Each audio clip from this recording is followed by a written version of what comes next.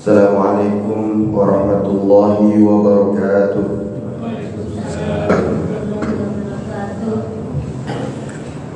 Alhamdulillah wassalatu wassalamu ala Rasulillah Sayyidina Muhammad ibn Abdillah wa ala alihi wa sahbihi wa mawalah. Para pengurus Masjid Jami Al-Muharram yang saya hormati dan saya muliakan, para hadirin, bapak-bapak, ibu-ibu yang mudah-mudahan selalu dirahmati Allah Subhanahu wa taala. Di kesempatan yang mulia ini kita akan meneruskan kajian Sirah Nabawiyah, di mana di pertemuan yang lalu kita sudah membahas tentang detik-detik di mana Rasulullah Shallallahu Alaihi Wasallam wafat, di mana kita tahu yang beliau minta ketika Allah Subhanahu Wa Taala menawarkan dunia itu, menawarkan segalanya sampai Rasulullah ridho kepada Allah Subhanahu wa taala. Wa la sawfa yu'tika rabbuka fatardha. Nah, itu sebelum Rasulullah sallallahu alaihi wasallam wafat, malaikat Jibril mengatakan kepada Nabi kita Nabi Muhammad, wa la sawfa yu'tika rabbuka fatardha. Malaikat Jibril membacakan ayat tersebut. Namun apa yang Rasulullah SAW ingat, yang Rasulullah SAW minta adalah idzan walan arda wa wahidun min ummati finnar. Kalau begitu, kalau memang engkau wahai Allah ingin memberikan apapun kepadaku sampai aku ini ridho, kalau begitu saya minta satu, kata Rasulullah. Apa kata Rasulullah? Idzan walal ardo, saya enggak ridho ya Allah, wa wahidun min ummati finnar. Kalau ada satu pun dari umatku ini yang memeluk agama Islam, memeluk agama yang sudah dibawakan oleh Rasulullah SAW, wa wahidun min ummati finnar, di neraka. Ya, yang Rasulullah minta itu mudah-mudahan kita semuanya ini bisa masuk surga. Nah, itu permintaan Rasulullah di akhir hayatnya. Sehingga malaikat Jibril menyampaikan kepada Allah Subhanahu wa taala, dan malaikat Jibril kembali lagi pada Rasulullah. Beliau mengatakan, malaikat Jibril mengatakan, Bashir Habibi Muhammadan bi annahu awwalun nasi khalqan idza bu'itsu. Berilah kabar gembira kepada Habibi Muhammadan, kepada kekasihku. Jadi malaikat Jibril menyampaikan apa yang disampaikan dari Allah Subhanahu wa taala. Sampaikan kepada Nabi Muhammad kabar gembira kepada Habibi, kepada kekasihku. Apa? Bi annahu awwalun nasi khurujan idza bu'itsu. Beliau ini adalah orang yang pertama kali dibangkitkan, padahal beliau ini adalah umat akhir zaman. Tapi yang pertama kali dibangkitkan oleh Allah Subhanahu wa taala adalah beliau. Wa awwaluhum dukhulan. Ya. Jadi Allah bilang melalui malaikat Jibril, wa annal jannata muharramatun ala sa'iril umam qabla an yadkhulaha huwa wa ummatuh. Ini surga enggak bakalan bisa dimasuki oleh umat-umat sebelum umat Nabi Muhammad ini masuk surga semuanya. Jadi yang pertama kali masuk surga, surga itu dimasuki nanti ketika hari kiamat adalah Nabi Muhammad, kemudian disusul oleh umat-umatnya. Nah, itulah kabar gembira di akhir hayat baginda Nabi dari Allah Subhanahu wa taala.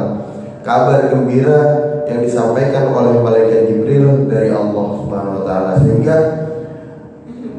beliau mengatakan di akhir hayatnya ar-rafiqul a'la khuyyira li Muhammadin fakhtara ar-rafiqul a'la ar-rafiqul a'la. Nah, Nabi Muhammad ditawarkan, dipilih, mau istilahnya ini mau diperpanjang apa enggak masanya di dunia, mau diperpanjang apa enggak, minta izin, malaikat itu minta izin kepada Rasulullah. Tapi Rasulullah bilang ar-rafiqul a'la, ar-rafiqul a'la, ar-rafiqul a'la. Selalu itu yang disebut oleh Rasulullah, dan yang tidak pernah luput dari Rasulullah SAW ketika akhir hayatnya adalah ummati, ummati gitu. Nah, setelah Rasulullah wafat, ini Rasulullah nggak langsung dimakamkan, nggak langsung dimakamkan. Jadi di sela-sela pengurusan jenazah beliau, ya, kaum muslimin ini mengalami guncangan hebat dan permasalahan. Jadi karena kekosongan kepemimpinan, Rasulullah itu bukan hanya seorang nabi dan rasul, akan tetapi Rasulullah juga sebagai kepala negara. Disitulah umat Islam itu sedang mengalami kegoncangan. Ya, pertama duka karena Rasulullah ini wafat. Yang kedua, ada orang yang memang gak percaya dengan wafatnya Rasulullah, menganggap bahwa Rasulullah ini masih ada. Rasulullah ini masih ada, termasuk Sayyidina Umar bin Khattab. Umar bin Khattab itu ngomong dengan keras, orang yang bilang bahwa Rasulullah telah tiada akan fakotok rosa, saya bakalan potong lehernya. Itu udah nyambut pedang Umar bin Khattab. Tapi disitulah peran Sayyidina Abu Bakar bin Siddiq, Sayyidina Abu Bakar As-Siddiq. Sayyidina Abu Bakar As-Siddiq ini punya peran penting di situ. Beliau langsung keluar dan nyamperin itu rombongan, kumpulan-kumpulan para sahabat yang ada di depan rumah Rasulullah, nenangin. Sayyidina Abu Bakar menenangin para sahabat, terutama Sayyidina Umar. Sayyidina Umar disuruh diam, tapi Sayyidina Umar tetap masih kekeh dengan pendapatnya, sehingga Sayyidina Abu Bakar bilang, ayyuhan nas man kana ya'budu Muhammadan fa Muhammadun qad mat. Wahai sekalian manusia, orang yang menyembah Nabi kita Nabi Muhammad, ketahuilah Nabi Muhammad itu punya ajal. Nabi Muhammad itu sudah meninggal, sudah wafat. Fa inna Muhammadan qad mat wa man kana ya'budullah fa inna Allah hayyun la yamut. Itu Sayyidina Abu Bakar bilang di tengah-tengah kerumunan yang lagi pada duka, termasuk di depan Sayyidina Abu Bakar, Sayyidina Umar. Orang yang menyembah Allah, maka ketahuilah bahwa Allah Subhanahu wa ta'ala hayyun la yamut, zat yang maha hidup dan yang tidak pernah akan mati, tidak pernah mati. Setelah Sayyidina Abu Bakar bilang seperti itu, beliau juga tidak lupa untuk menyampaikan firman Allah yang bunyinya, wa ma Muhammadun illa rasulun qad khalat min qablihi ar-rusul afa imma ta'udhilan qalabtum ala aqabikum wa man yanqalib ala aqibaihi falan yadurrallaha syai'a wa sayajzillahu syakirin. Nah, ini yang disampaikan oleh Sayyidina Abu Bakar, ya. Beliau menyampaikan firman Allah dari surat Ali Imran ayat 144, yang artinya Muhammad itu tidak lain hanyalah seorang rasul. Sungguh telah berlalu sebelumnya beberapa orang Rasul. Apakah jika dia wafat atau dibunuh, kamu berbalik ke belakang atau tanda kutip murtad? Barang siapa yang berbalik ke belakang, maka ia tidak dapat mendatangkan mudarat kepada Allah sedikit pun, dan Allah akan memberi balasan kepada orang-orang yang bersyukur. Nah, padahal ayat ini turun jauh-jauh hari sebelum Nabi Muhammad wafat.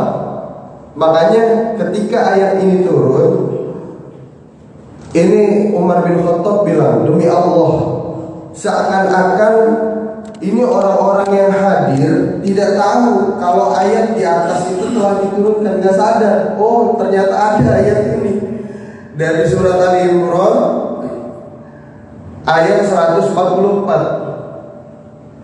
Ini dulu pernah diturunkan oleh Allah Subhanahu wa taala, tapi mereka nggak sadar. Akhirnya diingetin sama Sayyidina Abu Bakar. Ini nggak sadar. Nah, seakan-akan mereka juga baru tahu tatkala dibacakan oleh Sayyidina Abu Bakar. Akhirnya mereka mengambil ayat tersebut dari Sayyidina Abu Bakar dan mereka pun mengucapkan dengan mulutnya. Ya, akhirnya mereka baca juga itu ayat. Sampai diriwayatkan dari Abu Hurairah bahwa Umar bin Khattab berkata, demi Allah, tatkala Abu Bakar membaca ayat di atas, aku baru tersadar dari apa yang aku katakan hingga aku pun jatuh Sayyidina Umar bin Khattab ke tanah karena kedua kakiku tidak sanggup lagi menahan jasadku. Berat, lemes. Sayyidina Umar lemes. Saat itulah aku baru menyadari bahwa Rasulullah SAW ini benar-benar telah tiada. Jadi baru sadar. Fadzakir fa inna dzikratan fa'ul mu'minin. Kadang kita nggak sadar sebelum kita diingetin. Itu pentingnya kita diingetin itu seperti itu. Kadang apa yang kita lupa, apa yang kita lalai, ya, ada yang ingetin, baru sadar. Itu pentingnya nasihat. Makanya kata guru saya, nasihat itu kayak kita nambel baju yang bolong katanya. Nah, kadang kita nggak sadar itu bolong. Nah, makanya ditambel biar bagus katanya, biar bisa dipakai lagi. Nah, di sini setelah Rasulullah SAW wafat, ini umat Islam selain berduka, mereka ini dilanda kegalauan, kebimbangan. Siapa pengganti Rasulullah SAW setelah beliau wafat? Rasulullah tadi sudah saya katakan bahwa Rasulullah ini bukan hanya sebagai Rasul, tapi kepala negara juga. Ini mesti ada yang menggantikan Rasulullah untuk menjadi kepala negara yang disebut dengan khalifah. Khalifah itu pengganti Rasulullah sebagai kepala negara. Ini disebut khalifah. Nah, akhirnya mereka musyawarah. Dan yang lebih membingungkan lagi, sebenarnya Rasulullah SAW itu menyebutkan beberapa hadis yang diriwayatkan oleh beberapa sahabatnya. Nanti kita sebutkan. Tapi tidak ada hadis yang jelas-jelas menunjuk Sayyidina Abu Bakar untuk menjadi khalifah, gitu. Nah, di sini ada di antara hadis yang secara implisit itu mengindikasikan Abu Bakar sebagai khalifah. Hadis-hadisnya kualitasnya ini derajatnya mutawatir, sebagaimana yang diriwayatkan oleh Sayyidatuna Aisyah di sini. Jadi sebelum Rasulullah wafat, dikala beliau ini sakit, Rasulullah mengatakan kepada Sayyidatuna Aisyah. Sayyidatuna Aisyah ini adalah anak dari Sayyidina Abu Bakar dan beliau adalah istri dari Rasulullah SAW, Sayyidatuna Aisyah.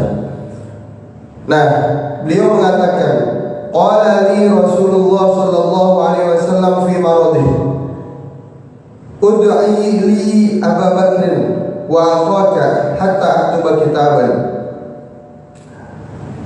Rasulullah SAW mengatakan ketika dalam masa sakitnya, ini beberapa pertemuan yang lalu sudah kita sampaikan bahwa ketika Rasulullah ini wafat, ketika Rasulullah ini sakit, ya di tengah-tengah sakit beliau memanggil Sayyidina Abu Bakar dan juga adiknya itu Sayyidina Abdurrahman ya bin Abi Quhafa. Itu yang diceritakan di situ bahwa Sayyidina Abdurrahman itu bawa siwak, ya siwak, dan siwak itu dipinjam oleh Rasulullah untuk beliau pakai. Ud'ili Abu Bakar wa akhaka hatta aktuba kitaban. Panggil Sayyidina Abu Bakar dan juga saudaramu sampai aku menulis sesuatu. Fa inni akhafu ayatamanna mutamannin wa yaqula qailun ana aula. Nah, di sini sebagai syarat dari Rasulullah bahwa Sayyidina Abu Bakar ini sebagai pengganti. Fa inni akhafu, maka sesungguhnya saya ini takut, kata Rasulullah, saya khawatir ada orang lain yang berkeinginan dalam masalah khilafah ini. Sampai dia nanti berkata, takutnya dia ngomong ana aula, saya yang lebih berhak untuk menjadi khalifah, saya yang berhak menggantikan Rasulullah sebagai kepala negara. Nah, sebelum itu terjadi, ini hanya di kalangan internal aja. Jadi Sayyidatuna Aisyah memanggil Abu Bakar untuk masalah ini. Wa ya'dallahu wal mu'minuna illa Abu Bakar. Wa ja'at imra'atun ila Nabi sallallahu alaihi wasallam fa kallamathu fi syai'in fa amaraha bi amrin. Fa qala ara'aita ya Rasulullah illam ajidka? Qala illam tajidini fa'ati Abu Bakar. Kemudian datang seorang perempuan kepada baginda Nabi mengatakan sesuatu. Lalu Nabi memerintahkan sesuatu kepadanya. Perempuan itu bertanya, apa pendapatmu wahai Rasulullah kalau aku tidak menemuimu lagi? Kalau kamu sudah wafat, nanti bagaimana? Maka Nabi SAW mengatakan, kalau tidak kau temui aku, maka Sayyidina Abu Bakar itu akan datang, atau datanglah kepada Sayyidina Abu Bakar, ya, datanglah. Jadi ini sebagai isyarat bahwa ketika nanti enggak dapat atau enggak ketemu lagi dengan Nabi, maka datangilah Sayyidina Abu Bakar. Ini beberapa hadis yang menjelaskan secara implisit, beberapa hadis yang menjelaskan secara isyarat bahwa pengganti Rasulullah itu adalah Sayyidina Abu Bakar itu sendiri. Ya, sampai dikatakan dari Imam Ibnu Hazm, beliau menjelaskan bahwa hadis ini adalah redaksi yang cukup jelas terkait diangkatnya Abu Bakar menjadi khalifah sepeninggal Nabi. Terus lagi ditambahin penjelasannya oleh Ibnu Hajar Al-Asqalani. Beliau juga mengatakan bahwa hadis ini cukup untuk menjelaskan dan sebagai kontra narasi bahwa ada beberapa orang yang mengatakan yang berhak menjadi khalifah setelah Rasulullah SAW wafat itu bukan Sayyidina Abu Bakar, melainkan Ali dan juga Abbas. Nah, ini sebagai raddan, kalau bahasanya itu sebagai raddan, sebagai bantahan terhadap mereka-mereka yang mengatakan bahwa yang sebenarnya jadi khalifah itu bukan Sayyidina Abu Bakar, tapi Sayyidina Ali ataupun Sayyidina Abbas. Nah, itu udah jelas tadi hadisnya yang mengatakan bahwa yang lebih pantas adalah Sayyidina Abu Bakar. Ya. Nah, kemudian bagaimana prosesnya? Jadi pasca Rasulullah wafat, kaum Ansor itu udah tahu Rasulullah wafat dan mereka khawatir nggak ada penggantinya. Akhirnya apa?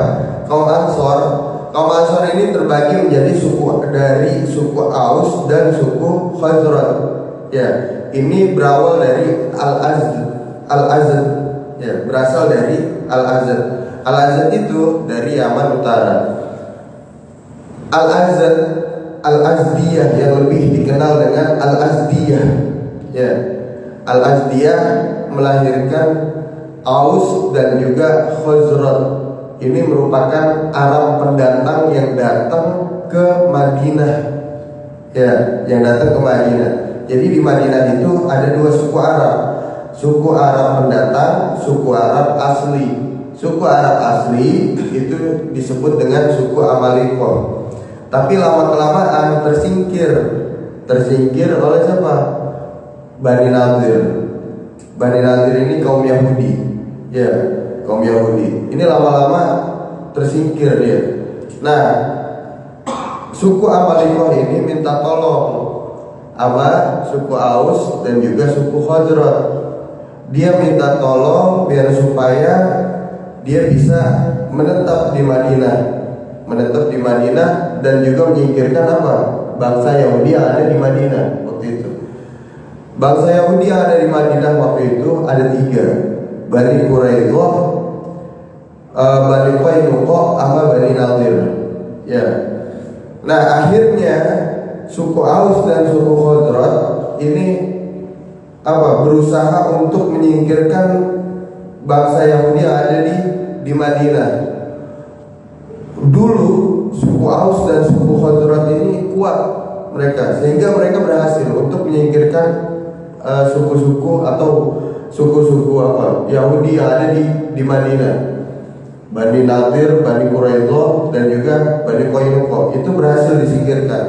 Nah, ini orang Yahudi yang ada di Madinah nggak habis pikir. Akhirnya gimana caranya biar supaya dia bisa tinggal di Madinah, tetap bisa tinggal di Madinah? Gimana caranya?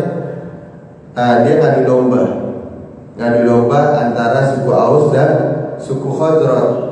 Diadu domba, akhirnya perang saudara sampai 120 tahun lamanya perang saudara, sampai Rasulullah SAW hijrah ke kota Madinah, kota Yathrib waktu itu belum diganti namanya menjadi Madinah. Ya, sampai Rasulullah datang ke Madinah, Rasulullah membuat perjanjian di antara suku-suku yang ada di Madinah dengan yang kita kenal itu Piagam Madinah. Akhirnya mereka bersatu dan di situ juga ada ta'akhi namanya, saling mempersaudarakan antara satu dengan yang lainnya. Jadi ada ta'akhi. Nah, akhirnya bersatu kembali, mereka kuat kembali, dan kaum Ansor itu terdiri dari suku Aus dan suku Khazraj. Suku Amalikah enggak ada. Ya, jadi yang asli, penduduk asli Madinah itu suku Amalikah udah enggak ada, tersingkir. Ya, yang ada tinggal suku Aus dan suku Khazraj yang tadinya mereka ini berasal dari suku pendatang. Ya.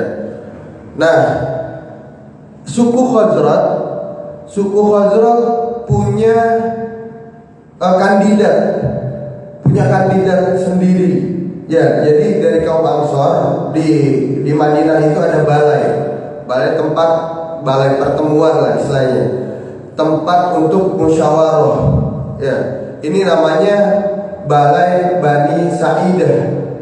Balai Bani Sa'idah. Nah, kaum Ansor itu dia mencalonkan yang namanya Sa'ad bin Ubadah. Jadi dari kaum Ansor, beliau langsung mencalonkan Sa'ad bin Ubadah untuk menjadi khalifah. Mendengar hal ini, ada Ma'an bin Adi namanya. Ma'an bin Adi termasuk kaum Muhajirin. Jadi pada dasarnya itu kaum Muhajirin nggak ikhlas, nggak ridho.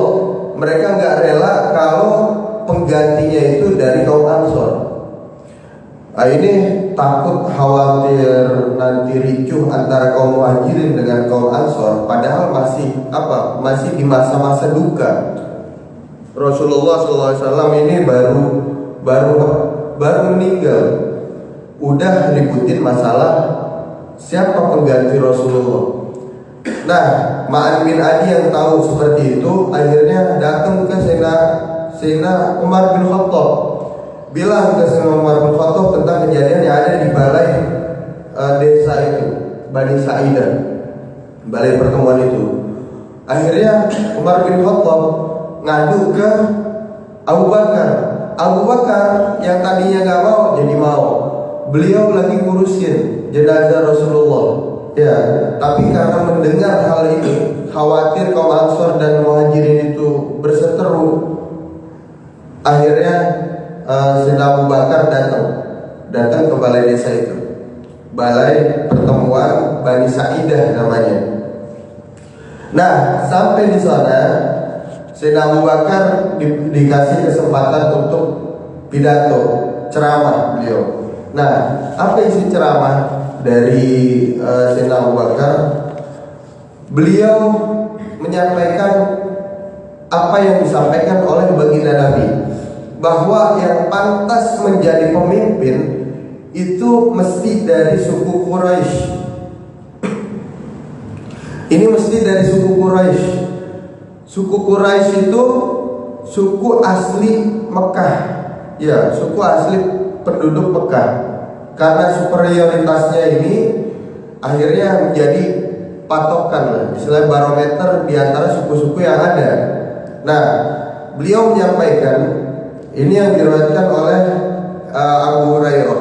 An Abi Hurairah radhiyallahu anhu qala Rasulullah sallallahu alaihi wasallam, an-nasu tab'un li Quraisy fi hadha sya'n, muslimuhum tab'un li muslimihim wa kafiruhum tab'un li kafirihim. Diriwayatkan dari Abu Hurairah radhiyallahu anhu, ia berkata, Rasulullah sallallahu alaihi wasallam bersabda, manusia itu dalam urusan ini menjadi pengikut kaum Quraisy. Orang muslim dari mereka ikut kaum Quraisy, dan demikian pula orang kafir dari mereka mengikuti orang-orang Quraisy juga. Ya, jadi orang muslim ikut orang muslim dari Quraisy, orang kafir pun ikut orang kafir dari Quraisy. Ya. Alasannya apa? Alasannya karena suku Quraisy ini adalah pembesar masyarakat Arab. Selain itu, suku Quraisy juga penduduk asli Mekah. Ya. Tapi sekarang udah nggak relevan lagi. Artinya udah nggak dipakai lagi ini. Ya, udah nggak dipakai lagi. Nah, akhirnya setelah pidato seperti itu, kaum Ansor khususnya karena di kalangan mereka nggak ada suku Quraisy, mereka rela bahwa yang menjadi pemimpin menggantikan Rasulullah SAW itu adalah dari suku Quraisy.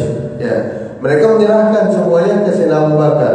Sayyidina Abu Bakar itu langsung nunjuk 2 orang. Ini Sayyidina Abu Bakar nggak langsung serta-merta saya yang menjadi khalifah, enggak. Sayyidina Abu Bakar langsung nunjuk 2 orang. Yang ditunjuk oleh Sayyidina Abu Bakar adalah Umar bin Khattab dan juga Abu Ubaidillah bin Jarrah. Abu Ubaidillah bin Jarrah. 2 orang ini kandidat dari Sayyidina Abu Bakar. Jadi dari kandidat dari kaum Ansor Sa'ad bin Ubadah, kandidat dari Abu Bakar As-Siddiq itu adalah Umar bin Khattab dan juga Abu Ubaidillah bin Jarrah. Ya, karena kaum Ansor udah legowo nerima dia bahwa yang menjadi pemimpin ini kaum Quraisy, dia terima. Terserah Sayyidina Abu Bakar memilih siapa. Nah, Umar bin Khattab yang ditunjuk seperti itu nggak mau, nolak. Abu Ubaidillah pun nolak juga. Dua-duanya nolak, nggak mau jadi khalifah, nggak mau jadi pemimpin. Nah, akhirnya Umar bin Khattab bilang, demi Allah, kami tidak pantas memegang kepemimpinan ini, membawahi dirimu. Maunya ini kembali ke Sayyidina Abu Bakar. Ya.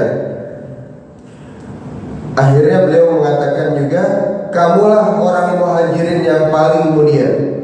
kamulah satu-satunya orang yang menyertai Rasulullah idhuma fil ghari thaniyataini idhuma fil ghar.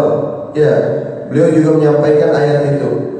Jadi yang hanya bersama Rasulullah ketika di Gua Sur waktu itu adalah Sayyidina Abu Bakar ketika hijrah. Nah, beliau juga mengatakan kamulah satu-satunya orang yang pernah ditunjuk oleh Rasulullah SAW untuk menjadi imam sholat sewaktu beliau sakit. Sementara sholat merupakan amal terbaik dalam Islam. Ya, siapakah yang pantas maju di hadapanmu atau memegang perkara ini membawahi dirimu? Langsung Sayyidina Umar setelah ngomong gitu, ayo ulurkan tanganmu. Langsung minta Sayyidina Abu Bakar untuk ngulurin tangannya, langsung pengen ngebaiat waktu itu juga. Tapi sebelum nih, jadi pas Umar bin Khattab ngomong seperti itu, langsung minta Sayyidina Abu Bakar ngulurin tangannya. Ini Sayyidina Umar udah pengen ngambil begini. Ternyata ada namanya Bashir bin Sa'ad. Ini tokoh dari suku Khazraj yang tadinya dia nyalonin Sa'ad bin Ubadah, tapi ternyata setelah diomongin begitu sama Sayyidina Umar bin Khattab, dia langsung nyerobot Umar bin Khattab, megang tangannya Abu Bakar. Ya, dia langsung yang baiat. Ya, jadi yang pertama kali baiat Abu Bakar untuk menjadi khalifah itu adalah Bashir bin Sa'ad. Baru Umar bin Khattab dan disusul sahabat-sahabat yang ada di situ, termasuk Abu Baidillah bin Jarrah. Ya, terus sahabat-sahabat yang lain mana? Kayak termasuk Ali bin Abi Thalib, kemudian Abbas bin Abdul Muthalib. Itu i'tazal itu menyendiri di rumah Sayyidatuna Fatimah. Dia menyendiri sengaja, khawatir nanti ada konflik di kalangan umat Islam. Ya. Nah, ini hanya sekilas baiat yang dilakukan oleh umat Islam di balai Bani Sa'idah, di balai Bani Sa'idah, balai pertemuan kaum Ansar waktu itu. Ini hanya segelintir orang yang ada di situ. Secara resminya itu dilakukan oleh umat Islam 3 hari setelah Rasulullah ini wafat. Ya, jadi ini masih belum diurus, jasad Rasulullah masih ada di rumah Sayyidatuna Aisyah waktu itu. Ya, karena ada perkara yang lumayan genting seperti ini. Yang tadinya Sayyidina Abu Bakar ingin mengurus jasad Rasulullah, tapi ternyata lebih memilih ini, gitu. Nanti untuk pengurusan jasad Rasulullah akan kita bahas di pertemuan selanjutnya, insyaallah nanti. Nah, setelah 3 hari Rasulullah wafat, akhirnya mereka berkumpul di masjid, meresmikan kekhilafahan Sayyidina Abu Bakar. Dikumpulkan para sahabat yang ada di situ. Sayyidina Umar bin Khattab mengumumkan kepada para sahabat yang ada di situ bahwa kita di balai Bani Sa'idah itu sudah membaiat Abu Bakar As-Siddiq untuk menjadi khalifah. Nah, kita saksikan di sini bahwa khalifah atau pengganti Rasulullah sebagai kepala negara adalah Abu Bakar As-Siddiq. Nah, akhirnya yang laki-laki membaiat Abu Bakar As-Siddiq dengan cara salaman begini, dan yang perempuan itu ngasih isyarat. Ya, ada yang mengatakan yang perempuan itu pakai ini. Jadi Sayyidina Abu Bakar megang begini, yang perempuan megang begini, nggak nyentuh langsung jadinya gitu. Ada yang bilang pakai isyarat ucapan mabruk, barakallahu fiik gitu. Ya.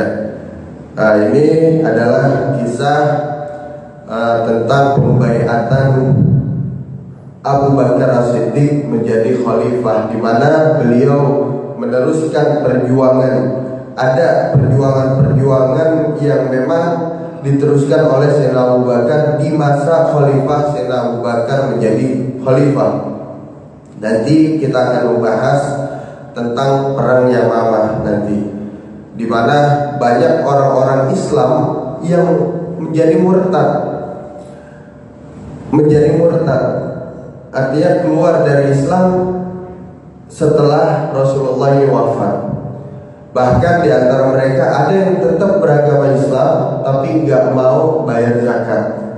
Ya, nah nanti kita akan membahas itu semua di pertemuan yang selanjutnya, insya Allah nanti. Mungkin ini saja yang bisa kita sampaikan. Sebelum kita tutup dengan doa, mungkin ada yang ingin ditanyakan, dipersilakan. Ustaz, nggak ingin, sebelumnya memang pernah mendengar ya, mungkin bisa dijelaskan waktu Nabi meninggal, waktu wafat, dan kepada Allah supaya umatnya itu semua surga. Kemudian oleh Allah dijawab ya gitu kan. Nah, pengertian masuk surga ini itu umat Islam yang bagaimana Ustaz? Yang kemudian satu kedua, apakah masuk neraka dulu cuci baru masuk surga gitu kan? Ada tahapan bagaimana itu? Atau memang semua masuk tanpa hisab? Muhammad Nabi ini Islam. Ya, baik. Jadi untuk menjawab hal ini ada hadis Rasulullah SAW mengatakan, kullu ummati yadkhuluna al-jannah. Setiap umatku itu pasti masuk surga, kata Rasulullah. Tapi apa kata Rasulullah? Ada tanda kutip di sini, illa man aba, kecuali yang nggak mau, katanya. Wa may ya'ba, ya Rasulullah, emang ada di antara umatku ini yang nggak mau? Emang ada istilahnya.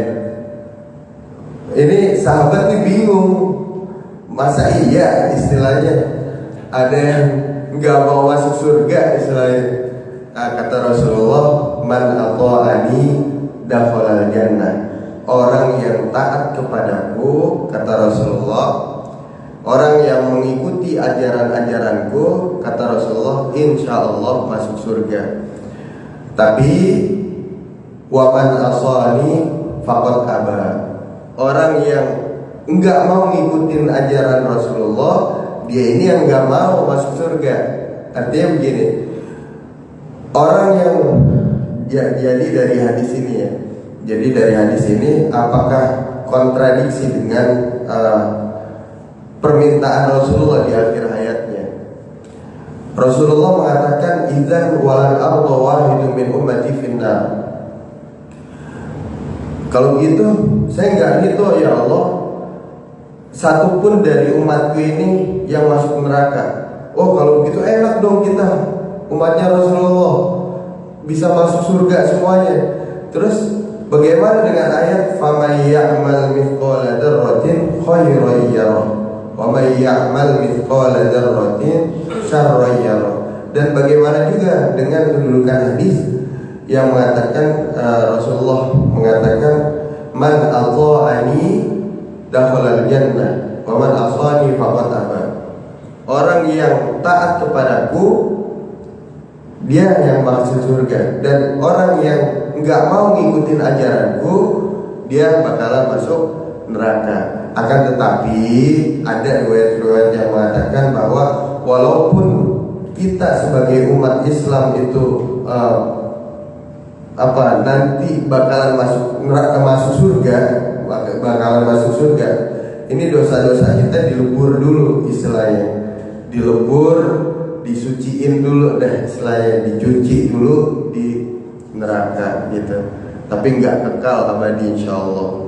Selama di akhir hayatnya itu masih mau bertobat, malam yughfir, selama di akhir hayatnya, selama rohnya ini belum sampai tenggorokan, dia nggak musyrik kepada Allah dan mau bertobat kepada Allah, insya Allah nanti bakalan masuk surga. Jadi faman ya'mal mithqala dzarratin khairan yarah, itu semua orang bakalan ngelihat pekerjaannya, ya, gitu.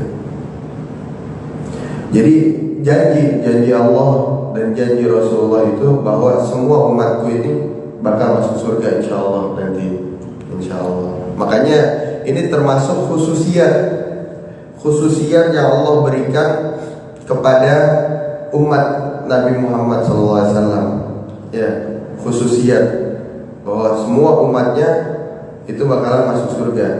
Nah, adapun yang tanpa hisab itu Rasulullah dulu pernah saya ceritakan di kisah Ukasyah bin Mihsan. Jadi Ukasyah bin Mihsan ini termasuk sahabat Nabi yang masuk golongan 70.000. Rasulullah pernah mengatakan bahwa ada di antara umatku, beliau ini mereka ini berjumlah 70.000. 70.000 ini kita nggak tahu ya, mudah-mudahan ya, mudah-mudahan kita termasuk golongan di antara yang 70.000 ini. 70.000 ini termasuk dari umatku yang masuk surga tanpa hisab. Ya, mudah-mudahan dengan keterbatasan amal ibadah kita masih punya harapan pada Allah Subhanahu wa taala, minimal kita bisa masuk surga. Ya, tanpa masuk neraka dulu, atau minimal kita bisa masuk surga dengan melewati sirat dengan mudah, gitu. Ini kata Rasulullah, ada 70.000 orang yang masuk surga tanpa hisab. Akhirnya Ukasyah bin Mihsan doa, kalau begitu doain saya oleh Rasulullah. Akhirnya apa? Ukasyah bin Mihsan dapat doa dari Rasulullah. Sahabat yang lain yang ada di situ itu langsung ngiri, minta juga didoain. Rasulullah bercanda, faqad sabaqaka Ukasyah, engkau udah didahului duluan, istilahnya udah diduluin nih sama Ukasyah duluan yang masuk surga nanti tanpa hisab, istilahnya. Tapi didoain semuanya sama Rasulullah. Ya, mudah-mudahan kita termasuk yang 70.000, atau kalaupun enggak, ya kita termasuk orang-orang yang ikut yang 70.000 itu. Ya, mudah-mudahan. Ya, mungkin 70.000 itu sedikit sekali. Kita umat Islam miliaran kan. Iya, makanya. Tapi gimana kalau ada ayatnya, kan ada di Quran kan, bahwa setiap ini kebajikan akan menghapus kesalahan dan ditimbang. Apakah pengertian itu tidak hapus ini ditimbang? Ini sudah hapus dengan kebajikan itu, kan ada banyak di Quran. Iya. Sebenarnya banyak di antara amalan-amalan kita yang Rasulullah SAW ajarkan kepada kita, termasuk di antaranya setelah sholat kita baca istighfar, kemudian la ilaha illallah la syarika lahu mulku wa lahul hamdu yuhyi wa yumiitu wa ala kulli syai'in qadir, dan beberapa amalan-amalan kita yang memang dia bisa menghapus dosa-dosa. Nah, dalam tanda kutip ada keterangan di kitab Kabair itu mengatakan penghapusan dosa itu adalah dosa-dosa kecil.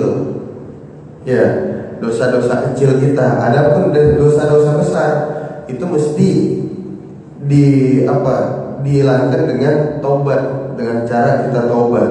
Masalahnya kita sebagai orang yang istilahnya minim pengetahuan itu, kadang kita nggak sadar apa ini dosa kecil ataukah dosa besar, dan bagaimana cara istighfarnya, taubatnya kepada Allah Subhanahu wa taala, itu yang mungkin luput dari kita. Minimal dari yang guru-guru kita ajarkan, kita cuma berharap mudah-mudahan dosa-dosa yang telah kita perbuat, dosa-dosa kecil yang kita perbuat itu udah dihapus sama Allah Subhanahu wa taala, ya.